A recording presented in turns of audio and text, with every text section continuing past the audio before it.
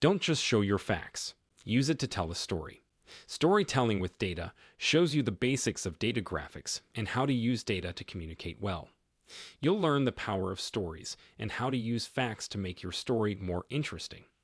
The lessons in this helpful book are based on theory, but they are easy to understand thanks to the many real-world examples. You can use them right away in your next graph or talk. Storytelling is not a skill that comes naturally, especially when it comes to data presentation, and the tools we have don't help. This book shows how to go beyond traditional tools to get to the heart of your data and how to use that data to tell a story that is interesting, useful, and compelling. You'll learn, in particular, how to understand the importance of context and audience. Figure out what kind of graph you need for your case. Find the clutter in your material and get rid of it. Point out the most important parts of your info to your audience. Think like a designer and use design ideas when displaying facts. Use the power of stories to help your audience remember what you want to say. Together, the lessons in this book will help you turn your facts into powerful visual stories that stick with your audience. Get rid of useless graphs one 3D pie chart at a time by setting them on fire. Your data tells a story, and storytelling with data will teach you how to tell it. Cole Nussbaumer Knaflich's Storytelling with Data, a data visualization guide for business professionals, is a thorough guide to making effective data visualizations that tell a story and share insights in a business setting. The book is split into 3 parts, and each one is about a different part of data visualization and stories. Part 1. Foundation. Chapter 1. Introduction. This part gives an overview of how important it is to tell stories with data in a business setting, including the benefits of using data visualization to share insights and the common mistakes to avoid. Chapter 2. Context. This part talks about how important it is to know the audience, the message you want to send, and the goals you want to reach before you start making a data visualization. Chapter 3. Choosing the right visual. This part talks about the different kinds of data visualizations, such as bar charts, line charts, scatter plots, and more, and gives tips on how to choose the right one for your data. Chapter 4. Simplifying complexity. This part talks about how important it is to make complicated data and information easier to understand. It also talks about how to use color, contrast, and spacing to make data visualizations more effective. Part 2.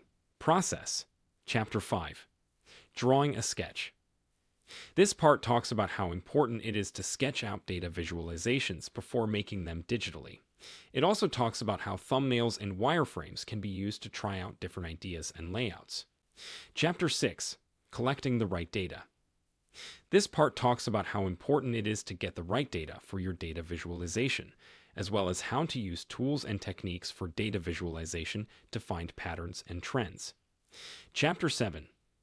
Cleaning and preparing data. This part talks about how to clean and prepare data for visualization, including how to use tools and techniques for data wrangling to change data into a format that can be used. Chapter 8. Designing the visual. This part talks about the process of creating the data visualization, including how to use design principles like hierarchy, contrast, and alignment to make visuals that work well and look good. Chapter 9. Refining with iteration. This part talks about how important it is to keep improving data visualizations through iteration, such as by using feedback and testing to make the visual more useful and effective. Part 3. Delivery. Chapter 10. Getting the word out. This part talks about how important it is to get your message across, including how to use stories to engage and persuade your audience. Chapter 11. Putting it all together. This section has tips for putting all the parts of data visualization and storytelling together, such as using a story framework, an emotional appeal, and a call to action to make visuals that are more powerful. Chapter 12. Conclusion. This part brings the book to a close by summarizing the main points and stressing how important it is to use data visualization and storytelling in business to share insights and get people to take action. Knaflich uses real-life examples and case studies to show how the ideas and tactics she describes work in the real world. She also says that data visualization and storytelling should be done in a strategic and well thought out way. This means knowing the context and audience, picking the right visual, and getting better as you go. The main goal of the book is to show readers how to make effective data visualizations that tell an engaging story and get people to act in a business setting. Thanks for watching our Amazon book review. If you found our review helpful and you're interested in checking it out for yourself, we've included a link to it in the description below.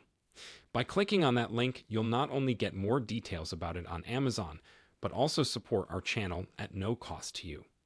So go ahead and click that link to grab your copy of the book and dive into an exciting reading journey. Happy reading, and thanks for your support.